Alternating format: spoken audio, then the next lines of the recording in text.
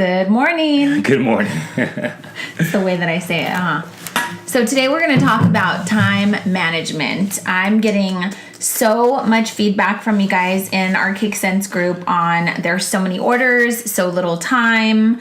There's even memes out there that talk about cake decorators like getting no sleep, looking all haggard with like bags under their eyes. Everyone knows that we're overworked. We bite off more than we can chew. And I have to be honest with you, I think it's mostly self-inflicted. So today we're going to talk about our time management as business owners and as cakers and as people living on the planet. Yeah. Because time is your biggest, it's like, what is the word I'm looking for? It's the most valuable thing we have. It's the most value commodity, and we spend it so frivolously, and so it makes me insane. And I'd say that I'm like one of those people that tries to plan out everything, not to the point where it's like, oh God, don't talk to her because she doesn't have time for you, or like my husband feels unloved because he's not scheduled for a hug or something. But is it scheduled for a hug? Oh, dang. But the thing is like, I have so much on my plate, so much to do every day that if I don't plan things and schedule things, one, I feel anxiety, I feel anxious, I feel overwhelmed, I feel unaccomplished, I feel like things are piling up, and it just bleeds over into everything. My family life, my work life, my marriage, right? Like I'm out of control if I feel like things are piling up. And so I want to share some best practices and some tips and tricks because I think it's time for us to take responsibility. So really quick, I want to talk to you about some conversations that Eddie and I were having yesterday and today about time management as far as being self-regulated. And really that's what it kind of comes down to. A lot of people start off in the cake world making cakes from home. And I have to be honest, like one of the questions that comes up often is, should I be charging really hourly? Like I'm a new cake maker. And so it takes me longer than someone that's more skilled. So I would say yes, but here's the thing. If you are making sugar flowers, like sitting in front of your TV, binge watching Netflix, then yeah, that's not going to be very time effective. And so your customers shouldn't have to pay for that, right? Like they shouldn't suffer for that.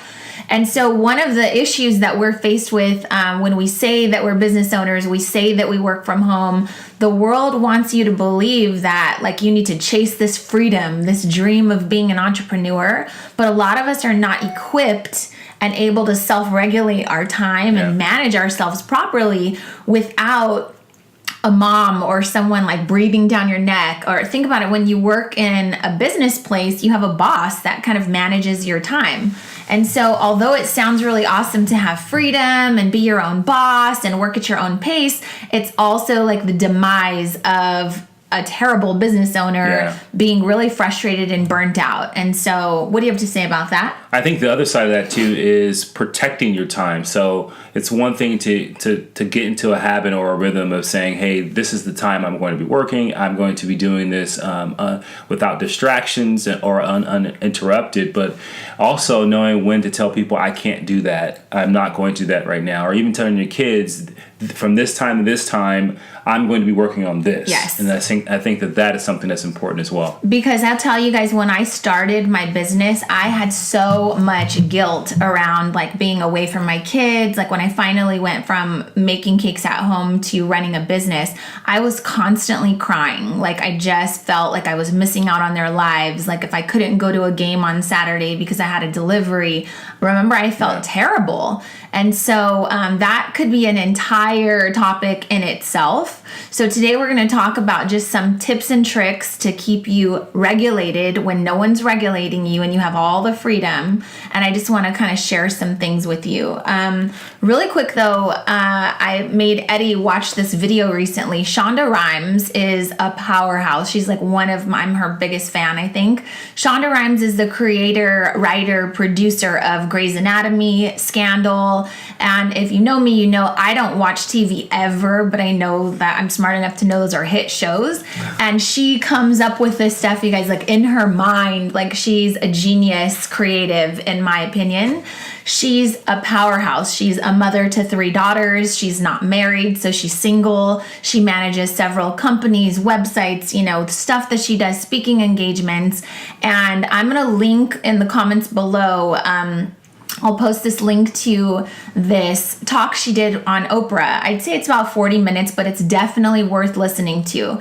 A couple of things she notes is that, when you are doing something, giving time to something, you're taking time from another thing. So example, you decide to go into business, you are taking time away from your husband, your kids, your relationships. Yeah. When I decide that I'm going to schedule a delivery on Saturday, I am taking time away from a volleyball game that I could be sitting at with my children, right? When I spend time with my kids and decide to check out on a Sunday and say I'm not checking emails or doing anything business related, I'm taking time away from productivity in my business to spend with my family. One, I want you to know that you don't have to feel guilty about that. You just have to be responsible with that. And so that's really what life is about, is knowing where to invest your time, knowing when to say, like, this is where I need to be right now, and being in the moment and not being stressed out and having anxiety and being anxious about all the other things you have to do. So with that said. No, I think that dead on. I think that I know that you have some very key points, but also keep in mind, when you're doing whatever you're doing, I think asking a question, why am I doing this, to make sure that the time that you've given to it, and I think in other words, I think people have said, if you're saying yes to something and you're saying no to something else, making sure that it's worthy to say yes to. So yes. If you're working on something that, hey, this is for my business, but at the end of the day, maybe it's not in the grand scheme of your business, maybe it's something that someone else could do, then I think that that's when you have to look at it and reassess and say, okay, I want to make sure that not only am I time managing correctly, but I'm also putting the right things in the right time blocks. So we talked about TV. That's something we don't do. We just don't watch TV. That doesn't make us boring. That just means that that's not an investment I'm really willing to make, because I have too many other things I'm trying to achieve that could make me a better person. And watching Scandal for 3 hours doesn't, add that's to... That's a 3-hour show? No, it's not a 3-hour show. Binge watching or something. So Siobhan is on here from Hawaii, and she said, I just stopped watching TV for the year, and it's a major time sucker. I will also tell you guys who don't know who Siobhan is. Siobhan's a business owner in Hawaii, and she, I would say, is one of the most active people in this group and biggest contributors. Like, she's talking about podcasts, books she reads, different motivational speakers that she's aware of. So I will tell you, that should be a wake-up call for you right there. That's what I spend my time doing, and that's why I'm trying to teach and share to inspire you guys to know that there's so many other things to do, especially when you're a business owner. I feel like I'm going to sneeze. Take over. Sneeze. No, but I think that what's also good too is, and we could do a whole series on this. We can start with time management, but also move to productivity, because I think productivity within those time blocks is so important. And I know that's something I'm working on. I know that's something that my wife holds me accountable for. Is I have a pretty poor relationship with time, and so for me, it's understanding. I underestimate. I think you're going to get into that, how long something's going to take, and so I'm always like optimistic that I can do it faster than humanly possible. You guys, let me tell you what Eddie does. Like, he will say, you're not, and you're late all the time. Eddie will say, oh, don't worry, babe, I can take the kids to school. I'm like, and make it to work on time, and put your food together for the day, and stop and get gas or whatever you have to do. He has this thing in his head where he thinks that it takes him 5 minutes to get ready for work, 4 minutes to get to the bakery, which is a 10 to 12 minute drive. He literally thinks oh yeah, I could fit it all in. So what he does is he overcommits, and then I'm constantly disappointed because I know that it can't and possibly what's crazy about it is possible. That a lot of times I try to do that because I don't want to disappoint. I know. And so, but I know that, and I think to relate it to some of the people here, you say yes to things because you want to help, or you want to contribute, or you want to make sure that you're doing your part of your fair share. And you're doing it to help me, so I'm not bashing. At the end of the day, you end up telling someone disappointing someone. You tell someone that something you can't really can actually come through with. So here's a book. This is a book that's just a fun, easy read. It's called Get Your Shit Together. And she reads all kinds of books. I love those books kind of like titles. this because I just want to get my life together constantly. Like, it doesn't matter where you're at in your life. There's always room for growth. So get this book. In the book, the lady talks about being late. So one of the number one things to getting your shit together, excuse my language, is being on time. You are an adult. Even if you're a child, we try to teach our children to be on time. One, again, time is the most valuable commodity. So if I'm late and we commit to something, you are disrespecting my time. Remember, you had told me that back in the day, like in some ancient time, if you were late to a meeting because time is something you can't give that person back. It was back. Considered theft. And they would kill you. It was like death. Punishment. Okay, so if you wind up late to a meeting, you should die because you can't give me that time back. Look at you.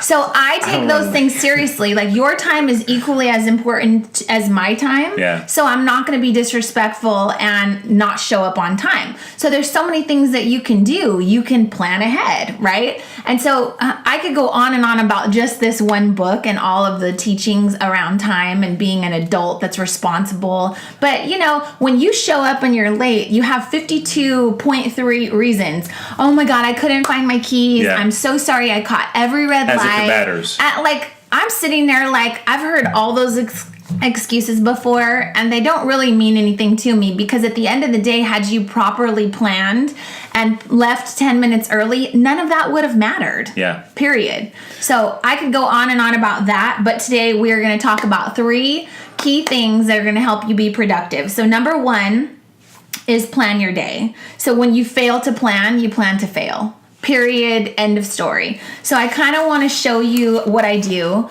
I'm like the queen of notebooks. Obviously you can't see this, but I'm going to read to you what I wrote. So what I try to do is every night before I go to bed, I spend about 30 minutes or so writing down all of the important things that I'm going to do, but then I give them a time block. So for example, this is literally my entire day. It's busy. You guys know I'm a mom. I have a business. We have orders. I'm doing cake scents. If I don't manage and schedule all of this time, I'll be pulled in a million directions and I'll get nothing accomplished by the end of the day. So here's an example. God, why is my nose itching? It looks terrible on camera.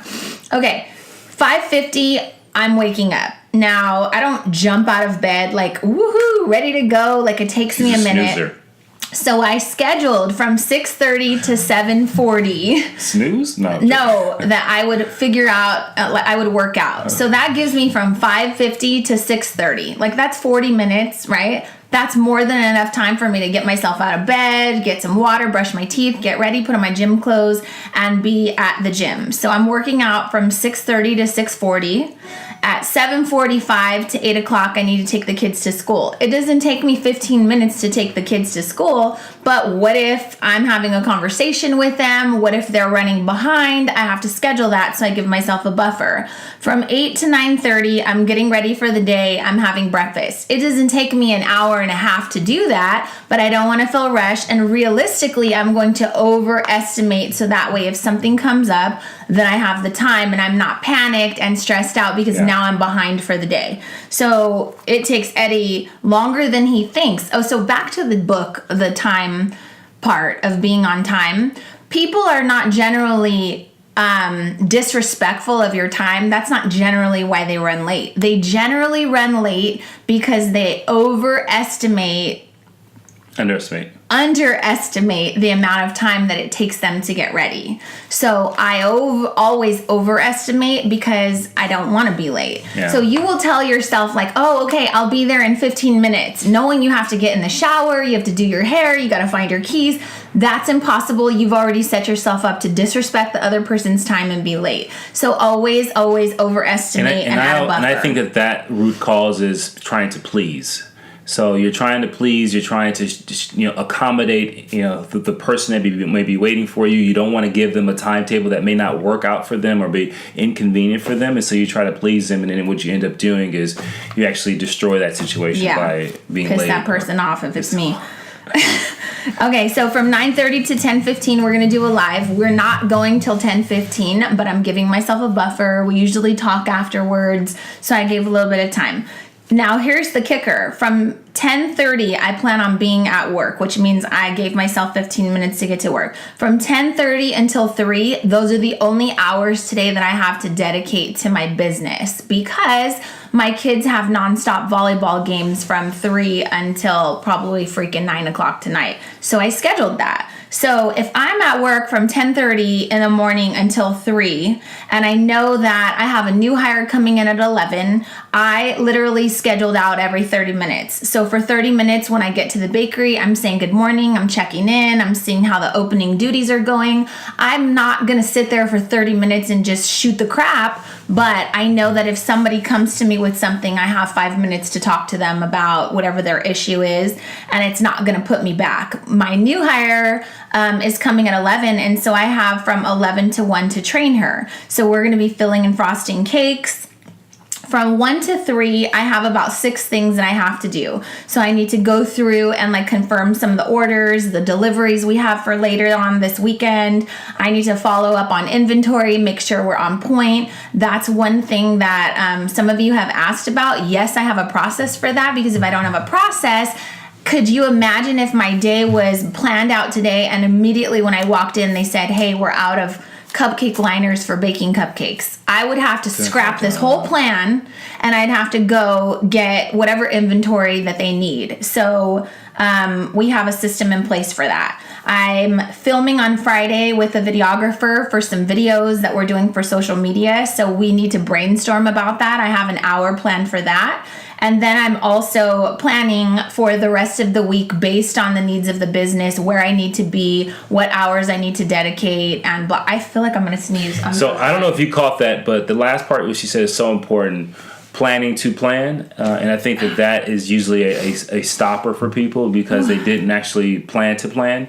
And so allotting yourself some time to actually create the plan, I think is huge. Right. Okay. So then from 3 o'clock, I have to figure out how to get to my kids' game. So I'm literally running out at 3 o'clock. I gave myself a buffer, but I don't tell anybody that. So at 3:30, I need to be at the game, and then I'm just committed till 9. So here's what I'll do. I'll have my notebooks. I'll be able to plan my days for the rest of the week because today, one of my, to-dos is to see what's going on in the bakery, where I need to be, where I need to focus my attention, what days. So like tomorrow, I'll tell you I'll be working on cakes all day long, like for the most part, because that's what my Wednesday looks like usually. So, but while I'm sitting there, I'll be able to kind of plan this out, right? From 9 to 10, we'll be back home. I'll be planning out what I'm going to feed my children. I'm going to be packing my food for tomorrow. And then it kind of just goes on and on. So this is just a pointer. Like, this is what you have to do,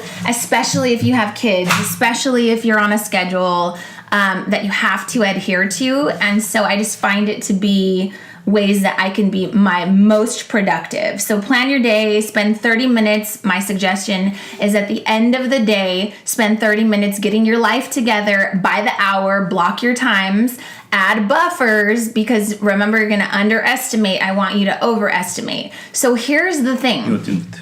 Okay, yeah. Did I say it right? Yeah, you did. Here's the thing. Can I ask? Okay. One quick thing. You're supposed to sleep for 8 hours, right? Then you're up working, let's say, for 8 hours, and then you have about 8 hours of free time. So that's like 16 hours that you're up, alive, moving, doing something, right? I would say that when you really break it down, like, you should be waking up every day and figuring out what you're going to do to feed yourself. So a couple of you have said, like, oh, my health kind of takes a back seat. I don't go to the gym because I don't have time. I don't really feed myself because I'm working on cakes. I'll tell you, I've been there. I've done that for many years.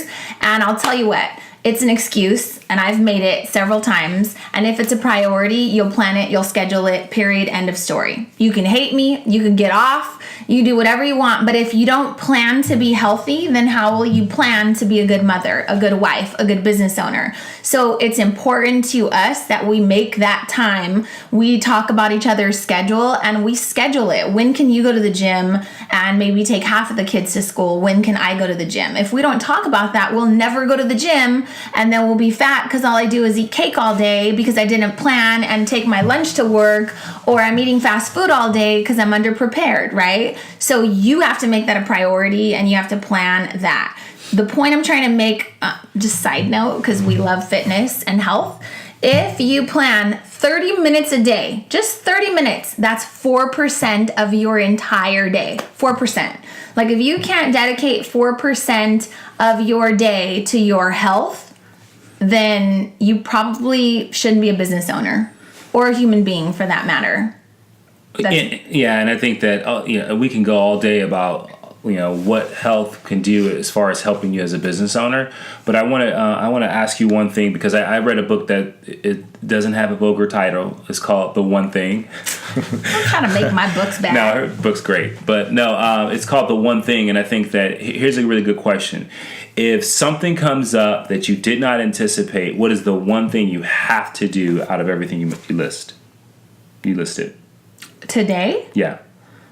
I mean, are you taking my exact to-do list? Yeah. Like I have to be with my kids. I have to be there. But let's just say for the business standpoint. Oh, from the business, I have to train my new hire. So that it's important, because what happens is you can do a really great job of planning, and then what ends up happening is you need to have a little line at the bottom, at the very bottom, that says, I have to train the new employee, or I have to do this, because what ends up happening is your plans could get blown up because you have a leak, you have this happen, something happens you didn't anticipate, and all of a sudden now your plan is gone, and what happens is you start fighting that issue, and you create this stressful situation when you just let it go and say, this one thing has to happen today, and then I can move everything else to the next day or later on in the day or whatever it may be. But one thing, it's called The One Thing. It's a really great book because it actually gives you some practical models of exactly what Janelle just went through as far as creating time blocks, but it also centers you on, okay, what's one thing that has to happen that allows everything to become easier and everything else to become in line to what your overall vision is for the future. So I think that's important. I'll tell you, that happens to me all the time. I'll walk in, I'll have my to-do list, which it's not really a to-do list. It's more of like a guide to keep me on track, right? So I know what is pressing and mandatory, but I also know that I have to be very flexible, because I'll tell you what, if I go in at 10 and my new hire's coming at 11, but guess what? The health inspector, knock on wood, the health inspector walks in at 11, that new hire is going to have to wait, come back. I'm going to pass her off to my office manager. They're going to figure it out, because there's nothing more important than that right now. Just like if your kid was to get hurt, there's nothing more important than that right now. So you have to be flexible and you have to be agile and know that that's life. Like, that's not the devil attacking me. That's just part of life. Things happen. So one tip that I can give you with that is I always say, this is good because. Always. So let me give you an example. If you are running late for work, you're on your way to work, you've got your kids in your car, they're acting crazy for the day, and you get a flat tire. That sucks, right? Now it throws everything off. This is good because. I could list literally 30 reasons why that's good. Okay, 1, this is good because now you get to spend some quality time with your children, even though it may be on the side of the road. 2, I'm all about being a role model.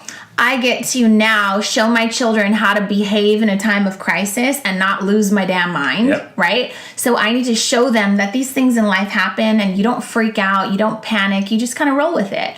I need to know that 3, maybe there was a reason why my flat tire blew out on the freeway, because maybe that was God, saving me from an accident 5 miles ahead that's about to be a 4-car collision pileup that I could have died and killed my children. So that's 3. Literally, I could go on and on. It's designed for you to show them how to handle that situation that you said that, but also where to stand if they're on the freeway. Don't stand near the cars that are zooming past you. Those are life life lessons like people those don't are things know. that kids, you give them a car and they're 18 and they never experienced it, and they go, oh my God, I got a flat tire, and they're standing in the middle of the road, getting ready to get hit. This is good because I have AAA. This is good because if I don't, I have a husband to call, a boyfriend, whatever. You get where I'm going. So if the health inspector walked in, which would be the worst thing that could happen today, I would say, this is good because I got that out of the way, right? This is good because I know better than to freak out. Like, I've been in business now for 7 years, so things happen. Sometimes they're jerks, sometimes they're great,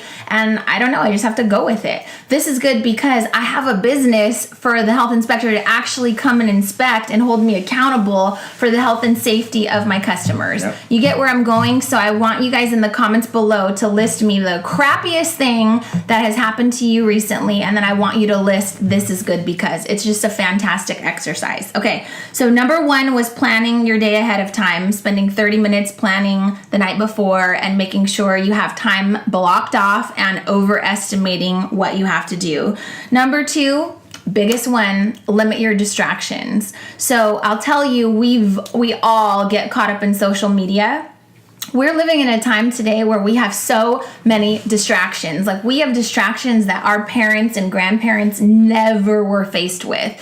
We have everything competing for our attention. Everything's trying to rob us of our focus, and we allow it. And so one thing I'll tell you when it comes to social media is you have to have a strategy. A strategy means that there's a time block set aside to work on social media. So obviously when I'm sitting there tonight at my kids' game, I have a lot of time to work on social media in between intermissions, in between their games, but you have to have a strategy. So every time your phone goes off and it alerts you that you have an Instagram notification and you're running around like a little dog following a whistle, that's not a strategy. That's you wasting time, being unproductive, and just being distracted.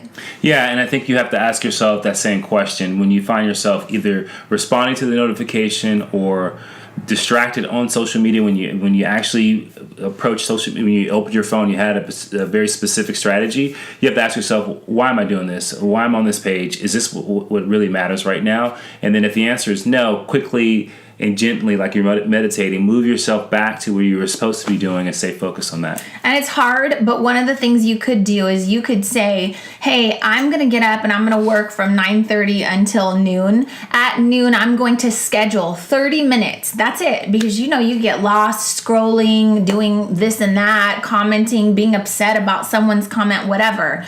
You need to schedule, like, I'm going to allot myself or reward myself with 30 minutes. If I focused uninterrupted and I didn't check my phone, then I'll give myself 30 or 40 minutes to go on and actually schedule the time for this. One, there are certain hours of the day where social media is, the most engaging. So a time would be lunchtime. Why? Because everyone takes a lunch break and they check their social media. Right. So if you scheduled it around noon, it'd probably be very well time spent and scheduled, because now you're kind of doing it again with a strategy in mind and on purpose, versus being interrupted 52 times while you're trying to make a cake or sculpt a character or walk your kid in a stroller or do whatever you have to do. So I would tell you, limit your distractions.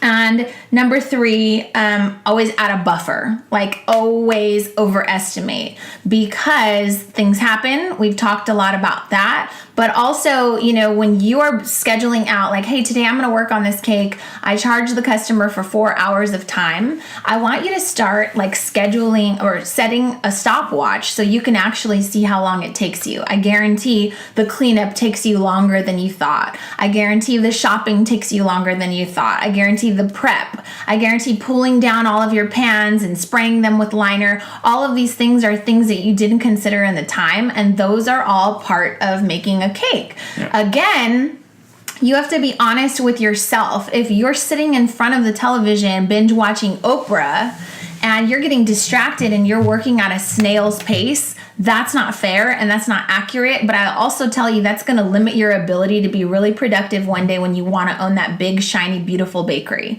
And so one thing that I'll tell you about that is the biggest issue that business owners in the cake world or the cookie world have is that we get so many wonderful applicants of people, mostly women, that are at home making cakes. They make unbelievable cakes, cookies, cake pops. I mean, like, the talent level is astounding, right? And then maybe they'll apply, we'll give them an internship or even hire them.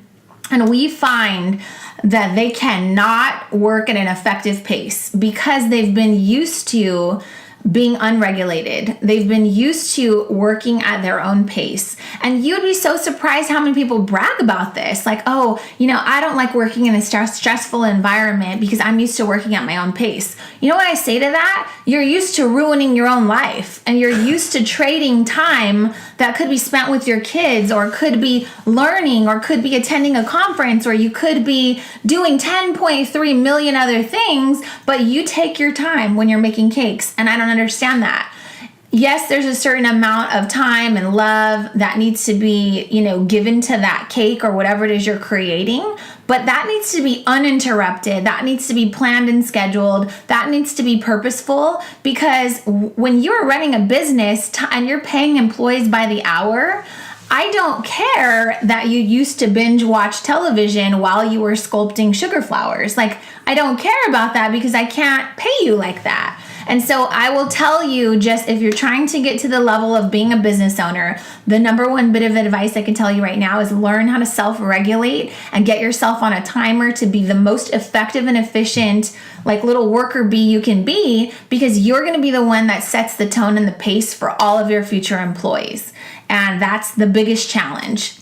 I've had several really talented cake artists who just say, it's kind of stressful. Like, I have to do this from home. And then they leave, they go back from my bakery making a fair wage, getting compensated for their time, to now going back home because they feel like it's safe and I'm not pressured. Guess what? You're also now making $4 an hour. And so it doesn't make sense. And so, again, we say this all the time, but that could be another topic where we spend 30 minutes talking about. But I would just really encourage you guys to understand, if you're feeling burnt out, if you're feeling stressed, overwhelmed, anxious, you're ready to throw in the towel, don't do it, because there's so many things that you may be inflicting that are causing all this pain and grief and just uncertainty and making you want to quit, that you're actually doing what you have control over. And I'm telling you, I'm speaking from experience. I've been there. I've been overwhelmed. I've spent my fair share of tears, feeling guilty, feeling like I was running around and not getting anything accomplished. And so I'm not just talking to you to talk. I'm trying to share best practices and things that have helped me. And now, a lot of it comes with just experience and time and maturity. I'm getting older, and I realize nothing really matters. I mean, everything matters, but at the same time, nothing really matters. At the end of the day, things are going to happen. Flat tires are going to happen. Kids are going to get sick and you're going to have to run out. And then guess what? The plan that you had for the next day doesn't work because you spent the night before working until midnight, and now you're not getting home and going to sleep until 2 a.m. So things happen, and that's just part of life. Yeah. But hopefully that helps. So we're going to plan out. We're going to limit distractions. And what was the third thing? Have a buffer. Yes. Jeez. Okay. So I hope that helped. Please leave some something in the comments to let us know that this was helpful for you, and tell me what are some things that you're struggling with your time management. But I guarantee if you just apply those 3 things and understand that you have to self-regulate, you have to behave as though you're the CEO. And I don't think CEOs run around checking Facebook, getting distracted like little puppies. No, they focus on the things that are important because they have a lot to get done. They have a lot of decisions to make, and they have also usually families to go home to. They're not working from bell to bell like a lot of us are. So anything else that you'd like to add? No, I think you covered it all. I think that if they stick with those things, I think we can go into some other lives where we can talk about some productivity tips and things that keep you just really focused, and some things that universally you can use to stay really grounded and focused on what matters most. So that's it. A lot of it is mindset. So, this isn't just about cakes. This is about living a life that's purposeful, that's meaningful, that's not stressed or overworked or, anxious. This is about just prioritizing, getting your life together. We're talking about everything. Plan church, plan fitness, plan work, plan your kids, plan relationships that are important to you. So we can get into this later, but try these 3 free tips, like an infomercial, and let us know what you guys think. Have a great, productive, awesome, fantastic Tuesday, and we'll talk to you soon. Bye.